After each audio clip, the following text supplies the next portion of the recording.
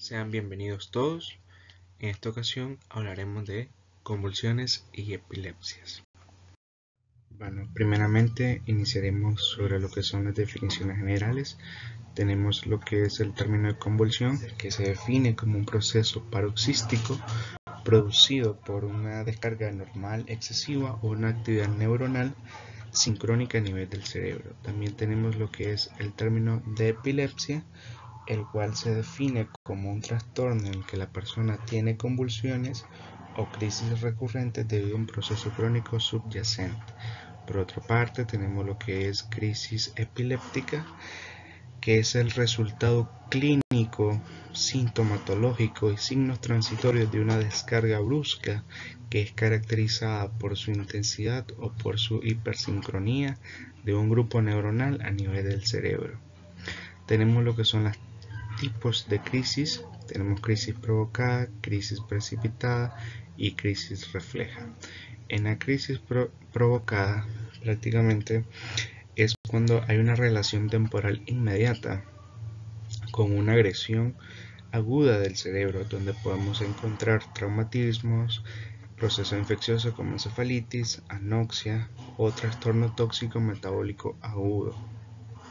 También tenemos el tipo de crisis precipitada, que sucede por la intervención de factores inespecíficos como la privación del sueño o de estrés y el abuso de alcohol. En este caso hay que aclarar que el abuso de alcohol es una persona con o sin crisis espontánea previa. Y por otra parte tenemos lo que es la crisis refleja, que te habla sobre lo que es un estímulo sensitivo, sensorial o psíquico específico. Luego tenemos lo que es epilepsia en actividad y epilepsia en remisión. Epilepsia en actividad es cuando al menos tenemos un evento en 2 años, y epilepsia en remisión es cuando no tenemos eventos o crisis en 2 años, pero esto va a depender de la bibliografía que nosotros leamos, porque algunas bibliografías mencionan aparte de 6 meses o un año. Por otra parte tenemos lo que es la epilepsia refractaria o fármaco resistente, la cual se define como el fracaso de pautas de fármacos antipilépticos que son bien tolerados por el paciente y elegidos correctamente, o sea, para el tipo de crisis que tenga el paciente, ya sea focal, generalizado o de origen desconocido, que puede ser en monoterapia o en biterapia. Y por otra parte tenemos lo que es el síndrome epiléptico, que se define como un conjunto de síntomas y signos que definen un proceso epiléptico por su historia natural, su etiología, la predisposición hereditaria, el tipo de crisis que tiene, ya sea focal o generalizada, anomalías en el electroencefalograma y la respuesta de tratamiento y pronóstico.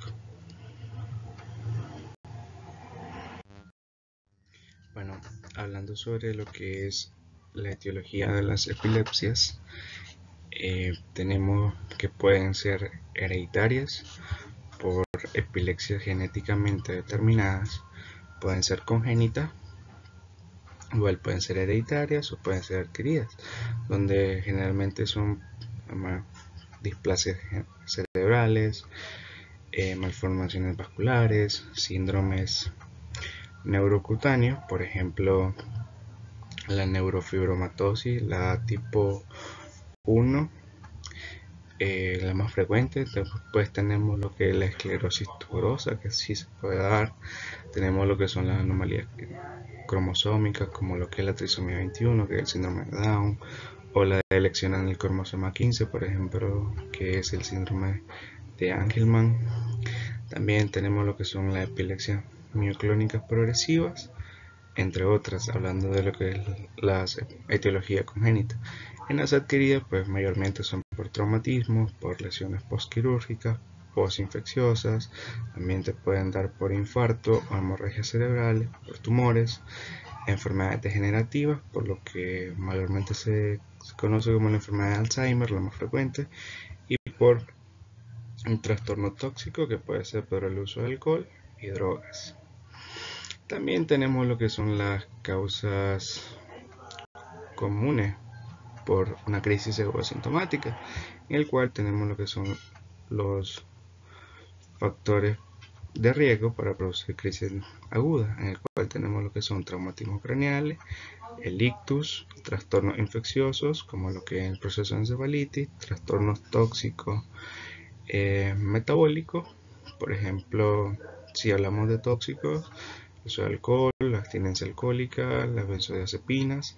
Si hablamos de trastornos metabólicos, puede ser por una hipernatremia, una hiponatremia, una hipocalcemia. También te puede dar por una hipoglucemia, hiperglucemia, entre otras. Y pues como mencionaba anteriormente, la abstinencia a fármacos y alcohol. Igual también en los traumatismos craneales, pues por un proceso de traumatismo, por una hemorragia intercerebral, un acceso, entre otras. Acá tenemos lo que son investigaciones que se han hecho, por ejemplo, la pueden encontrar en el New England Journal of Medicine, en el cual menciona que después de una crisis provocada, el riesgo que ocurra otra es del 40 al 52%. Y al transcurso de los años, usualmente a los 4 años, te puede dar el 73% para que te dé una crisis.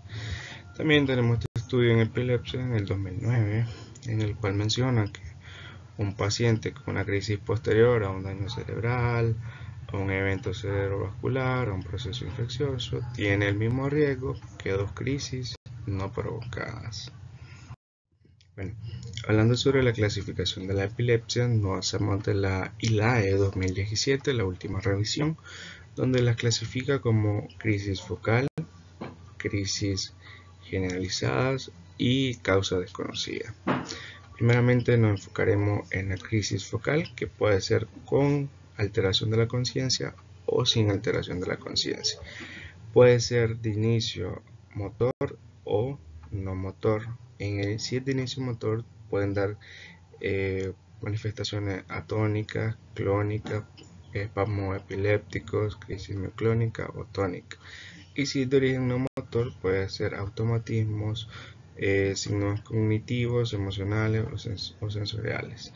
Y hay un dato interesante, que si hay una crisis focal, te puede pasar de focal a una manifestación bilateral tónica clónica. Ahora hablaremos sobre las crisis focales. Primeramente abarcamos que definirla.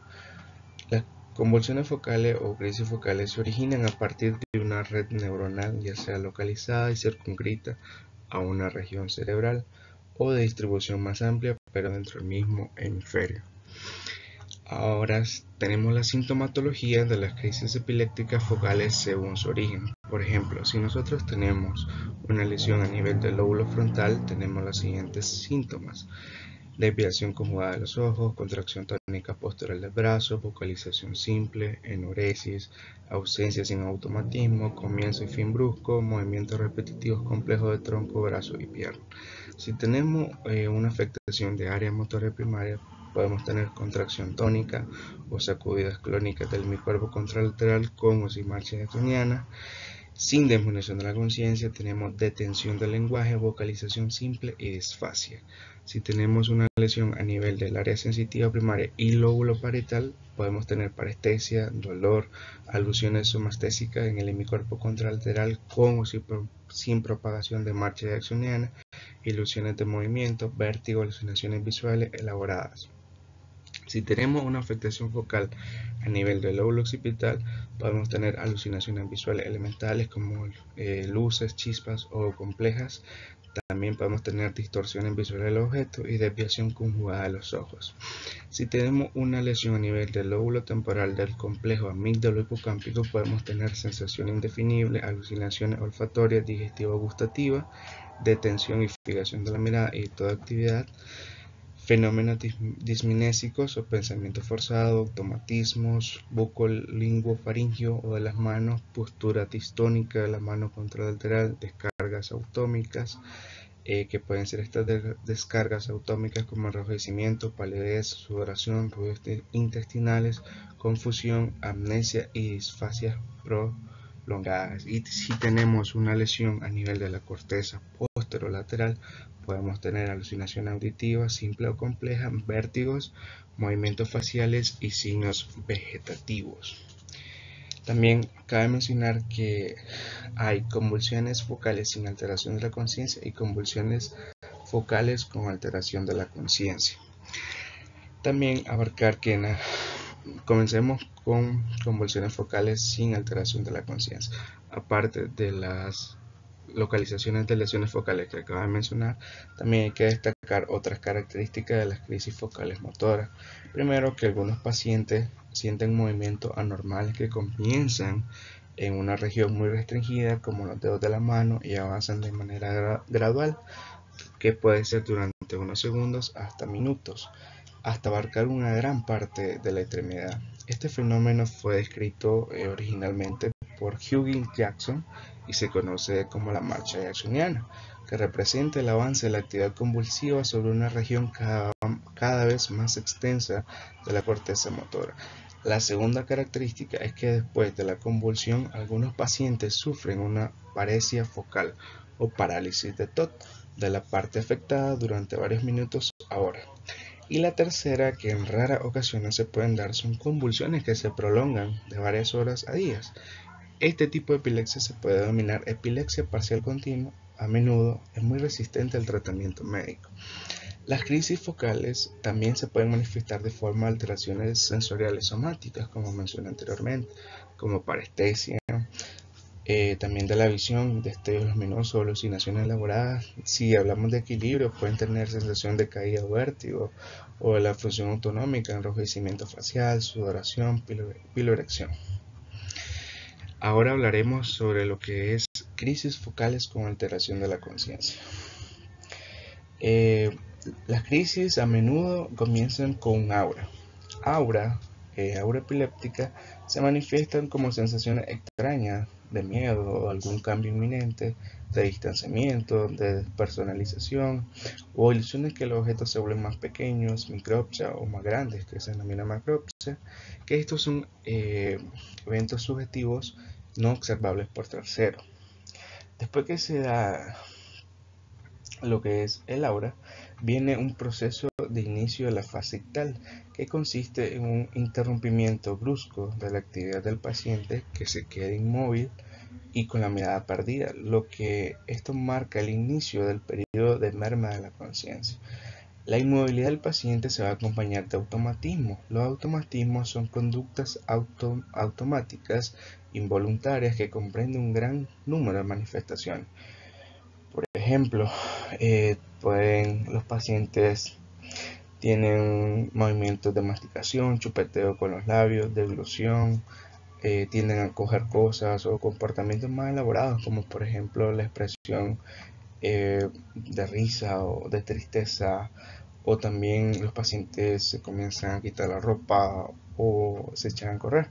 Después de eso, el paciente entra a un estado de confusión característico, y el periodo transitorio que pasa para recuperar por completo la conciencia puede durar desde segundos hasta una hora o más.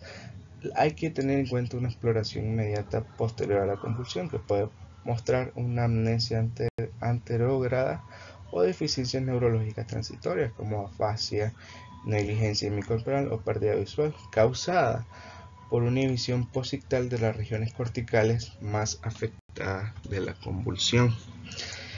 Ahora tenemos, como mencioné, que una crisis focal puede manifestarse como bilateral atónica clónica. Incluso menciona en la literatura que estas crisis focales pueden debutar de focal a generalizada, en el cual estas crisis focales se propagan hasta abarcar ambos hemisferios cerebrales y producen una convulsión generalizada. Por lo general es de tipo tónico-clónico, y esta evolución se observa frecuentemente en casos de crisis focales originadas en el lóbulo frontal, aunque también puede acompañarse de crisis focales originadas en cualquier parte del cerebro. Bueno, ya hablamos de lo que es crisis focales, que pueden ser con alteración de la conciencia o sin alteración de la conciencia, que puede ser de origen motor y no motor. Cabe resaltar que todo esto es parte de lo que es la ILAE 2017. Luego tenemos lo que son las crisis generalizadas. Las crisis generalizadas se originan en algún punto del encéfalo para conectar de inmediato y con rapidez a redes neuronales de ambos hemisferios cerebrales, o sea que se originan en el interior y se conectan rápidamente con las redes distribuidas de ambos hemisferios cerebrales. Acá podemos tener de origen motor, igual que en las focales, y no motor. El no motor es prácticamente en ausencia, que pueden ser de manera típica, atípica, mioclónica. Igual en motor podemos tener tónica clónica, movimientos tónicos, clónicos, mioclónicos. Hablaremos sobre primeramente lo que son las convulsiones de ausencia típica. En las convulsiones de ausencia típica se caracterizan por breves y repentinos lapsos de pérdida de conciencia sin pérdida del control postural. Estas crisis solo duran unos segundos, la conciencia se recupera tan rápido como se perdió y no hay confusión post-ictal. Sí tenemos manifestaciones que son signos motores bilaterales útiles como movimientos rápidos de los párpados, movimientos de masticación o clónicos de una pequeña amplitud de las manos. Las crisis de ausencia típica constituyen un grupo de epilepsias de origen genético que casi siempre empiezan en la edad de 4 a 10 años o a principios de la adolescencia. Esto prácticamente de la forma típica, nosotros lo vamos a establecer más con un electroencefalograma, donde vamos a tener que una descarga de espigas va a tener una onda de 3 Hz, va a ser generalizada, simétrica y comienza y termina bruscamente sobre el fondo normal. Menciono acá que para tener un mejor diagnóstico de lo que son las crisis en ausencia típica se comprueba más con un electroencefalograma. Luego tenemos lo que es la atípica, el cual son características diferentes desde el punto clínico electroencefalográfico con respecto a la ausencia típica. Por ejemplo, las pérdidas de conciencia suelen ser mayor de duración y tienen comienzo y final menos brusco, y las crisis se acompañan de signos motores más palpables que comprenden signos focales o de lateralización. En el electroencefalograma va a ser más diferente que las típicas. Por ejemplo, va a mostrar un patrón de espigas, va a mostrar una onda lenta, va a ser generalizada, una frecuencia menor o igual a 2.5 Hz, y algo característico es que no responden bien a los tratamientos convulsivos. Hablando de las crisis convulsivas tónico-clónico, de las generalizadas, suele comenzar de forma brusca, sin previo aviso, aunque algunos pacientes refieren síntomas premonitorios. La fase inicial de la convulsión suele ser una contracción tónica de los músculos de todo el cuerpo, que es la causa de la gran parte de las características típicas y episodios. La contracción tónica inicialmente de los músculos de la expiración y la laringe producen un gruñido, o algunas literaturas lo mencionan como grito ictal. Se altera la respiración y las secreciones se acumulan en orofaringe, de tal manera que el paciente se torna cianótico. La contracción de los músculos mandibulares provoca la mordedura de la lengua. Es considerable el incremento del tono simpático, donde vamos a tener un aumento del ritmo cardíaco, de la presión arterial y del tamaño pupilar. Usualmente de los 10 a 20 segundos la fase tónica entra en un periodo de fase clónica, producida continuamente por características de relajación tónica en periodos de relajación. Los periodos de relajación aumentan progresivamente hasta el final de la fase ictal o fase paroxística, que normalmente no dura más de un minuto. La fase posictal se caracteriza por la ausencia de respuesta, flacidez muscular y la salivación excesiva que produce respiración con estridor y una obstrucción parcial de la vía aérea. Gradualmente los pacientes recuperan la conciencia a lo largo de minutos a horas, y durante este periodo transitorio habitualmente se produce una fase de confusión posictal. A continuación y finalmente los pacientes se quejan de cefalea, fatiga muscular y que duran de horas a minutos. Si tenemos lo que son atónicas. Aquí las crisis atónicas se caracterizan por pérdidas repentinas durante 1 o 2 segundos del tono muscular postural, la conciencia se altera brevemente, pero no suele haber confusión posictal. Algunos convulsionan brevemente, provocan una caída de la cabeza rápida, como un asentamiento, mientras que las convulsiones más prolongadas harán que el paciente se caiga, por eso son más peligrosos. Las convulsiones mioclónicas. Este tipo de convulsión es una contracción muscular breve y repentina de una parte del cuerpo o el cuerpo entero. Y por último tenemos lo que son los espasmos epilépticos, que estos se caracterizan por la flexión o extensión sostenida breve de los músculos, principalmente que incluye músculos de los troncos y el proximal. Y por último tenemos lo que son de las causas desconocidas, en el cual igual puede tener inicio motor, que puede ser manifestaciones tónicas clónicas o espasmos musculares y no motor, y que son que no se pueden clasificar. Bueno, acá tenemos lo que es igual de la ILAE 2017, la última actualización, donde los cambios que han hecho en los tipos de clasificación desde 1981 hasta el 2017. Primero, que se cambió el término de parcial a focal. También que mencionan que pueden ser tipo focal, generalizada o de causa desconocida. Por otra parte, que en las manifestaciones focales o en las convulsiones focales ya mencionan el término de alteración de la conciencia o sin alteración de la conciencia. Los términos desconectivos, parcial simple, parcial completo, psíquicos o generalizados secundarios fueron eliminados en esta nueva actualización. En la clasificación focal incluyen de forma automatismos, causas autonómicas. También por otra parte tenemos que mencionan que una crisis focal puede cambiar de focal a bilateral tónica clónica, y también que las manifestaciones que pueden ser manifestaciones atónicas, clónicas, espasmos epilépticos, mioclónicos o tónicos pueden estar en las crisis focales o generalizadas.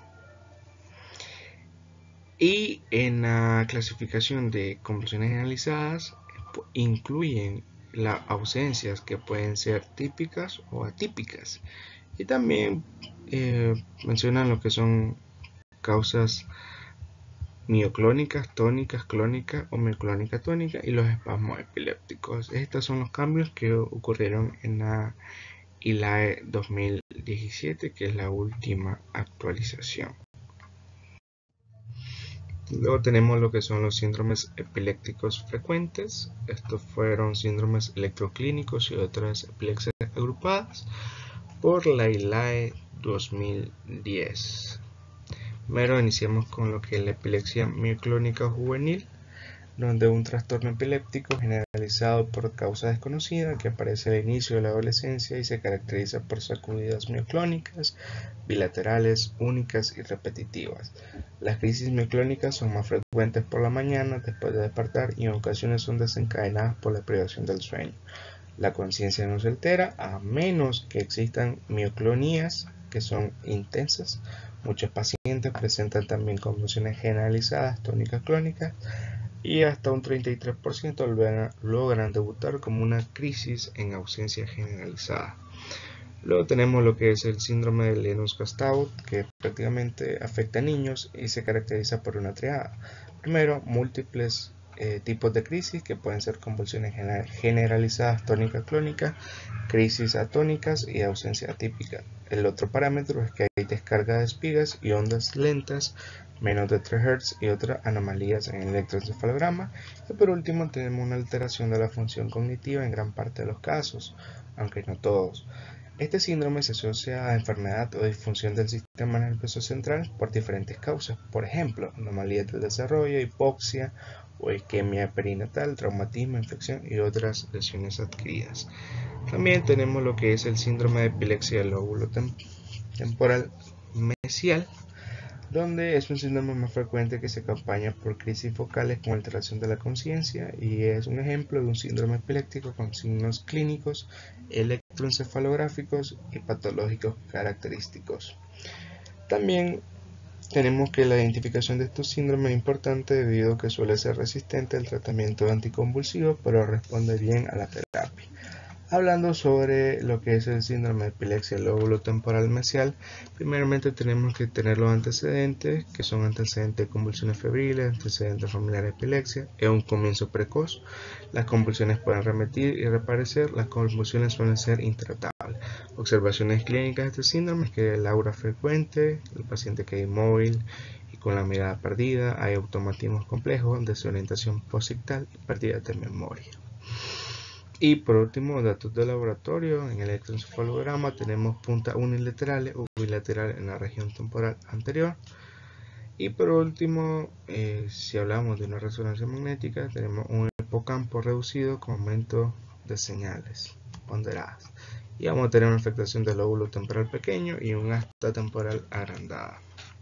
Luego tenemos lo que son los siguientes síndromes. Por ejemplo, tenemos el síndrome nocturno dominante del lóbulo temporal frontal, donde se comienza en la niñez, tiene episodios nocturnos breves con predominancia de movimientos motores, a menudo se diagnostica erróneamente como un trastorno primario del sueño. Luego tenemos convulsiones familiares benignas del recién nacido, son mecanismos hereditarios de autosómico dominante, comienza en la primera semana de vida en lactantes o por los demás normal. Habrá remisión en semanas o meses y el día del 15% de los casos hay epilepsia a largo plazo. Tenemos lo que es las epilepsias generalizadas con convulsiones febriles más herencia autosómica dominante, donde prácticamente se manifiesta con convulsiones febriles a mediana de un año que pueden persistir hasta mayores de 6 años. Luego hay tipos variables de convulsión no relacionadas con fiebre, hay muchos de otros, a diferencia de otros síntomas, incluido casi el 80% de los pacientes. Luego tenemos lo que es la epilepsia autosómica dominante local familiar con focos variables que tienen convulsiones originadas en distintas regiones corticales. Las neuroimágenes son siempre normales, aunque pueden mostrar malformaciones sutiles. Y estudios recientes también sugieren relaciones de epilepsia benignas con espigas centrotemporales en el electroencefalograma. Por último tenemos lo que son epilepsias mioclónicas progresivas, donde esta es un mecanismo hereditario, autosómico recesivo, comienza a los 6 y 15 años, son convulsiones mioclónicas, ataxia y deterioro cognitivo progresivo, y el encéfalo presenta degeneración neuronal. Cabe mencionar que estos síndromes son los más frecuentes que menciona la actualización de ILAE del 2010. Bueno, hablando sobre lo que es la fisiopatología de las epilepsias, tenemos dos acápites: el mecanismo de inicio y propagación de las convulsiones y la epileptogénesis. Hablando sobre lo que es el mecanismo de inicio y propagación de las convulsiones, entonces esto se da porque hay una actividad de descarga producida por una despolarización relativamente prolongada de la membrana neuronal. Esto es debido por una entrada de calcio extracelular que provoca la apertura de los conductos de sodio que son dependientes de voltaje, la entrada de sodio y la generación de potenciales de acción repetitivos. Enseguida se produce un potencial de hiperpolarización regulado por los receptores del ácido gamma-aminobutírico o GABA y por canales de potasio según el tipo de célula. Entonces las descargas son sincronizadas de un número suficiente de neuronas. Ese es el mecanismo de propagación e inicio de las convulsiones. Luego tenemos el término de epileptogénesis. La epileptogénesis es nada más como a la transformación de una red neuronal normal en una que es crónicamente hiperexcitable. Suele existir un intervalo de meses, años o una lesión inicial del sistema nervioso central. También hay dos tipos de epileptogénesis, la primaria y la epileptogénesis secundaria. En la epileptogénesis primaria es un proceso por la que una estructura nerviosa normal se convierte en hiperexcitable hasta un punto de ocasionar crisis epiléptica de manera espontánea. Ese es el tipo 1 o primaria. El tipo 2 o secundaria es la que es el conjunto de cambios neuroquímicos y histológicos que siguen a las crisis epilépticas repetitivas y que contribuyen a la persistencia de crisis y su transformación en fármacos resistentes. Acá tenemos un pequeño esquema de lo que es la epileptogénesis, donde hay una lesión inicial y una lesión crónica o una epilepsia crónica. Hablando de una lesión inicial, tenemos la línea de tiempo que puedes debutar en minutos a semanas. La actividad es bien frecuente. Aspectos patológicos, por ejemplo, nos puede presentar como un estatus epilépticos, un trauma, procesos febriles o una encefalitis límbica. Si hablamos ya en términos de epileptogénesis, pueden ser en la línea de tiempo de meses a años, puede ser variado, puede dar o no puede dar. Y los aspectos patológicos, pues tenemos primeramente la plasticidad celular, una neurodegeneración, una reorganización estructural, una reorganización celular, una astrogliosis o una activación de las microglias. Y ya cuando ya pasa de una lesión inicial a un proceso de epileptogénesis, te puede llegar hasta una epilepsia crónica, que es la línea de tiempo que te puede dar en años enteros. La actividad es muy potente, y si hablamos de patologías en aspecto a lo que es una epilepsia crónica, te puede dar una esclerosis del hipocampo, una pérdida de lo que son células del segmento neuronal, una gliosis fibrilar y puede haber una hiperexcitabilidad. Estos son lo que, para que te llegue una lesión inicial, que te debute como la epileptogénesis y luego llegar hasta un proceso crónico de una epilepsia crónica. Continuando, tenemos lo que es el estudio del paciente, donde tenemos los tres acápites principales. Primero comenzamos lo que es la anamnesis y la exploración física.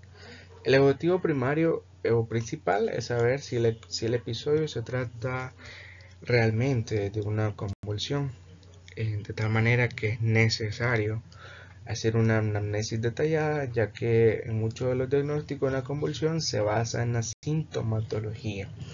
Las preguntas se deben orientar hacia los síntomas que ocurrieron antes, durante y después del episodio, para así diferenciar así una convulsión respecto a otros fenómenos paroxísticos, o sea, un diagnóstico diferencial. La anamnesis se debe enfocar también sobre los factores de riesgo y desencadenantes. Los indicios sobre una predisposición a las convulsiones incluyen antecedentes de convulsiones febriles, antecedentes familiares de convulsiones. También es muy importante si ha tenido SAURAs anteriores o convulsiones previas desconocidas o reconocidas como tales. También se tienen que identificar factores epileptogénicos como los antecedentes de traumatismo, accidente cerebrovascular, también tumor o infección del sistema nervioso central.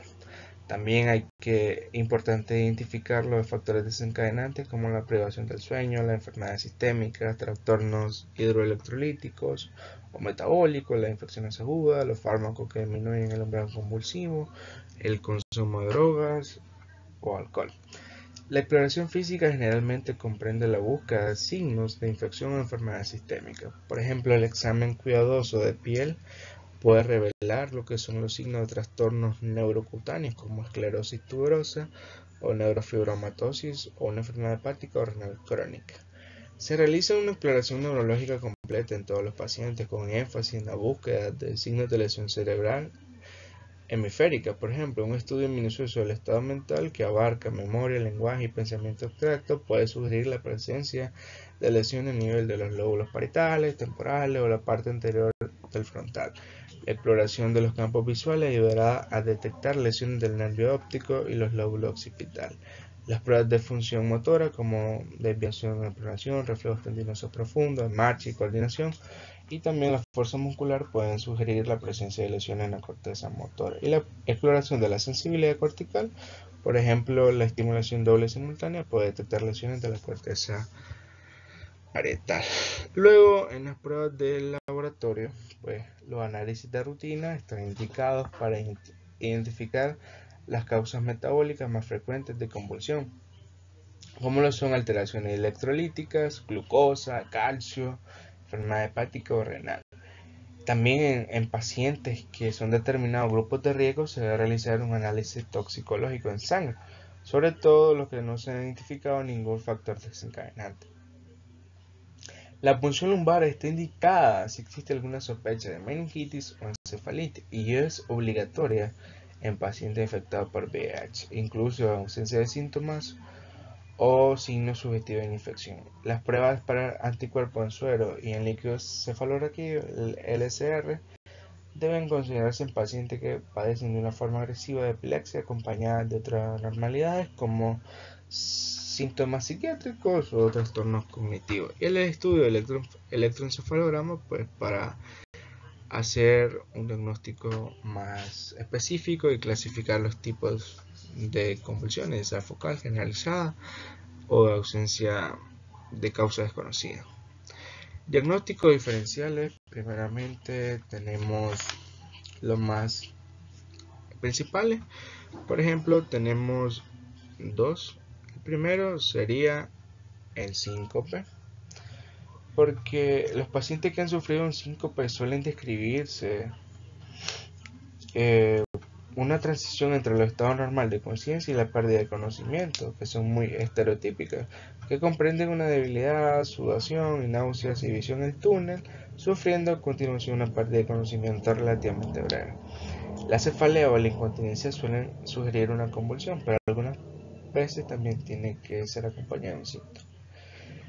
Es frecuente que el inicio de un síncope sea un periodo breve, de 1 a 10 segundos de actividad motora convulsiva, sobre todo si el paciente permanece de pie después del desvanecimiento. Pero aquí hay que diferenciar bien sobre lo que es un síncope o una convulsión.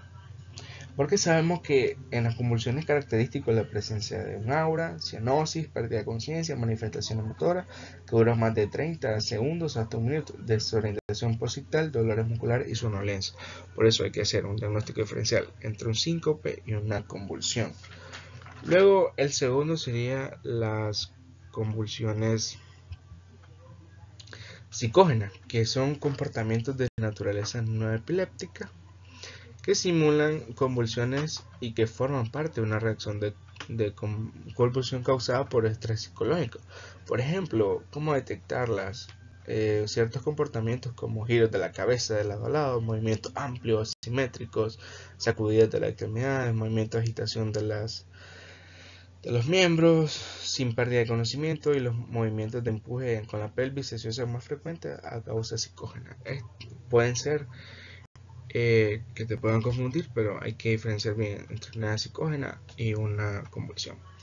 Hablando de lo que es la primera en síncope, para resumirla de forma más característica, te mencionaré características de convulsión y síncope. Por ejemplo, factores desencadenantes inmediatos en la convulsión, generalmente ninguno. En el síncope puede ser estrés emocional, hipotensión ortostática, una causa cardíaca. Síntomas premonitorios en la convulsión, ninguno, un aura, por ejemplo un olor extraño. Mientras que en el síncope hay una debilidad, náusea, sudoración profusa, visión en túnel.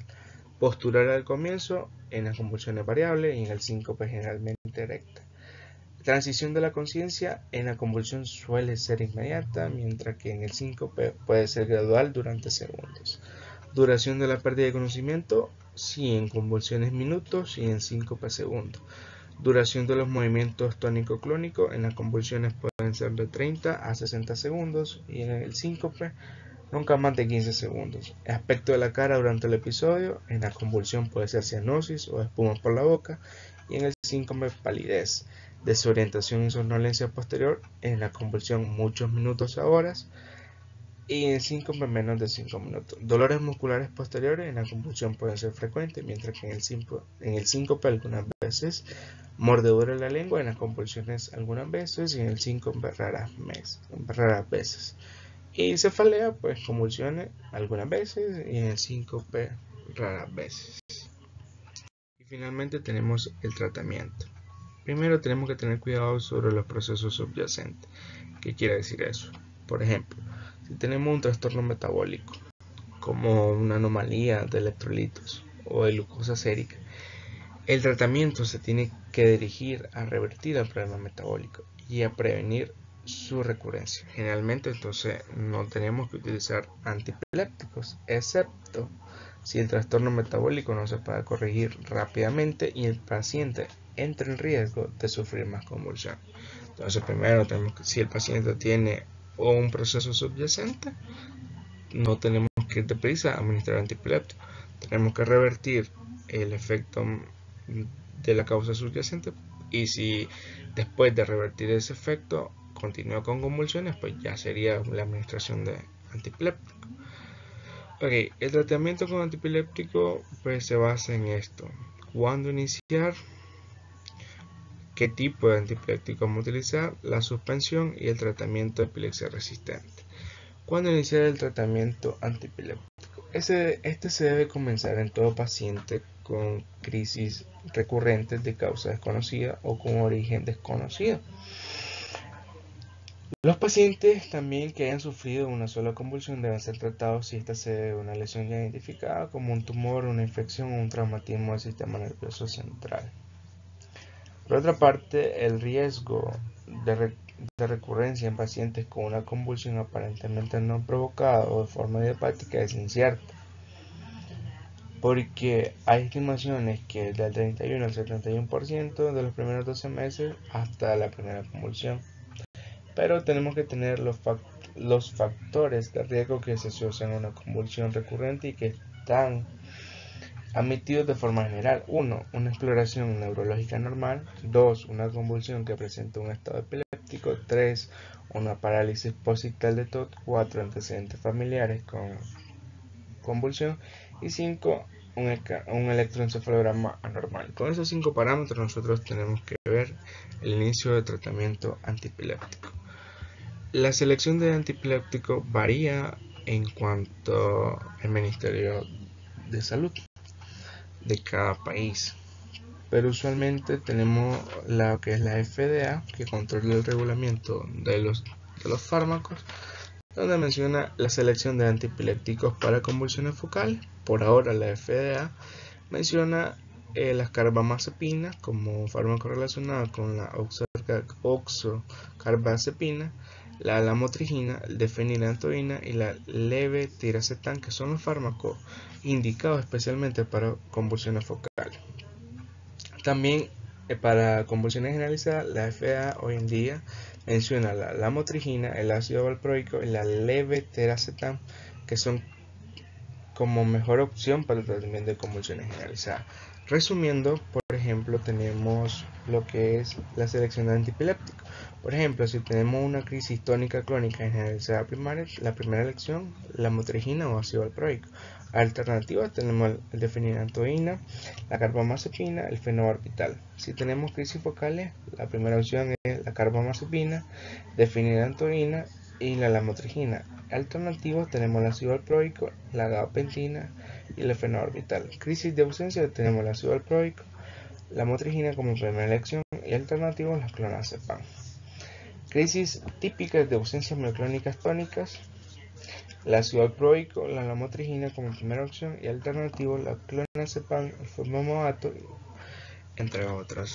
Y para lo que es la suspensión del tratamiento, hay que tener en cuenta lo siguiente. 1. El control médico completo de convulsiones por 1 a 5 años. El tipo de convulsión, Las convulsiones generalizadas tienen mejor pronóstico que las focales. 3. El examen neurológico normal incluye inteligencia. 4. Sin antecedente familiar de epilepsia. Y 5. Un electroencefalograma normal. También tenemos que tener epilepsia en actividad y epilepsia en remisión. Epilepsia en actividad tiene que haber una convulsión en al menos 2 años y epilepsia en remisión tiene que haber ninguna crisis en 2 años para así poder suspender el tratamiento. Y el tratamiento de la epilepsia resistente, pues casi el 33% de los pacientes con epilepsia no responde al tratamiento con un solo antiepiléptico. Por eso se tiene que tener una combinación de fármacos para poder controlar las epilepsias. Entonces, para epilepsia resistente, con un solo fármaco no tenemos que actuar. Y en este caso se menciona lo que es la crisis generalizada en ausencia atípica, en donde fármacos resistentes se tienen que utilizar de 2 a 3 fármacos. Eso va en dependencia del tipo de convulsión. Hasta aquí hemos llegado. Gracias por su atención. Espero que les haya servido. Cabe mencionar que la bibliografía tomada fueron de la ILAE 2017 y también 2010, que es de Estados Unidos, y también por el principio de Harrison de Medicina Interna, la última edición, que es la edición 20. Son bibliografías actualizadas y espero que les haya servido. Me despido y gracias.